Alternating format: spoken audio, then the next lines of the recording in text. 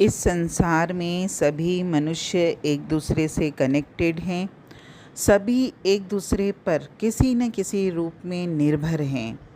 एक दूसरे के बिना किसी का भी काम नहीं चल सकता और हमें जीवन में बहुत सारे कार्यों में दूसरों की मदद की ज़रूरत पड़ती है और मदद मांगना भी सीखिए, क्योंकि मदद मांगना कमज़ोरी की नहीं बल्कि नम्रता की निशानी होती है।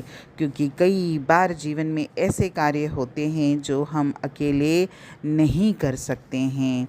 इस संदर्भ में एक छोटा सा दृष्टांत, एक छोटी सी कहानी है कि एक बार की बात है, एक छोटी सी बच्ची अपने पापा के साथ कहीं एक फिक्स डेस्टिनेशन यानी कहीं एक निश्चित मंजिल की तरफ जहाँ उसको जाना था उन लोगों को, वहाँ जा रही थी।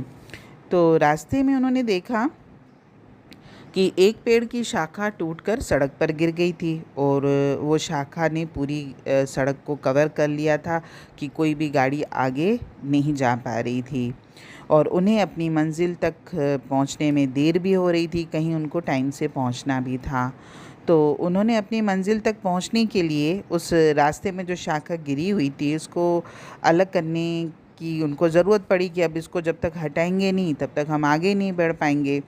तो उस छोटी सी बच्ची ने अपने पिता से पूछा कि क्या वो सब कुछ खुद करने की कोशिश कर सकती है कि मैं शाखा हटाऊं पेड़ की सड़क से। तो उसके पिता ने उसे ऐसा करने के लिए प्रोत्साहित किया, उसको मना नहीं किया कि तुम छोटी हो तुम नहीं कर पाओगी। उसके पिता ने उसको प्रोत्साहित किया, बिल्कुल करो। तो उसने इस शाखा को सड़क से हटाने में अपनी पूरी ताकत लगा दी।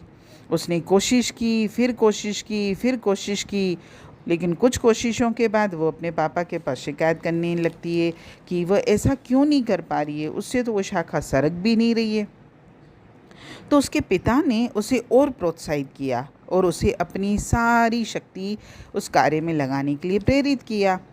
तो थकी हुई बेटी ने कहा, क्या आपने देखा नहीं कि मैंने ऐसा करने में अपनी सारी ताकत कैसे लगा दी, लेकिन फिर भी वो शाखा तो बिल्कुल भी नहीं हिल रही है, हटना तो दूर की बात है, वो तो हिल भी नहीं रही है।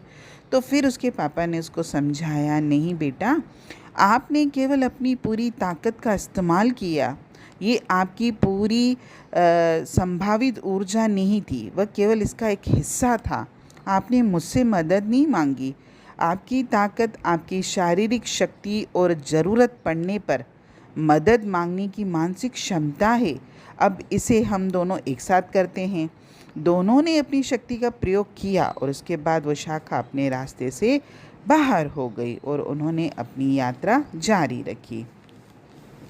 ये एक छोटी सी कहानी हमको ये संदेश देती है कि जीवन में जब हम कोई कार्य अकेले नहीं कर सकते तो हमको मदद मांगनी चाहिए, क्योंकि कई बार ऐसा होता है कि हमारी जो शक्ति होती है वो हमारी शक्ति का केवल एक हिस्सा होता है।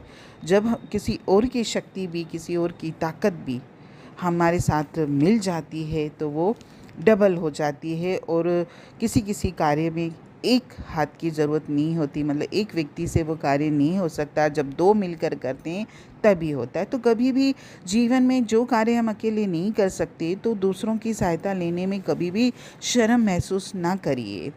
परस्पर निर्भरता हमारे जीवन जीने का एक तरीका है। इसी तरह हमारे जीवन की चुनौतियों में हमारे पास हमेशा एक निश्चित कार्य को पूरा करने के लिए साधन और सहायता नहीं होती है। हम बहुत कोशिश करते हैं और फिर आखिर में हम निराश हो जाते हैं। हमारे व्यक्तिगत प्रयास केवल हमारी ताकत का एक हिस्सा है, हमारी पूरी ताकत नहीं है।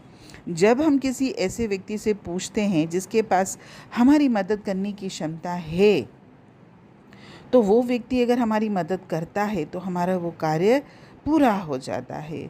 मदद मांगना कमजोरी का नहीं बल्कि ज्ञान और नम्रता की निशानी है। स्वतंत्रता अक्सर हमें असहाय बना सकती है और निर्भरता अक्सर हमें संस्कारी बना सकती है, और परस्पर निर्भरता हमारे जीवन जीने का एक सुंदर तरीका है। हरिओम।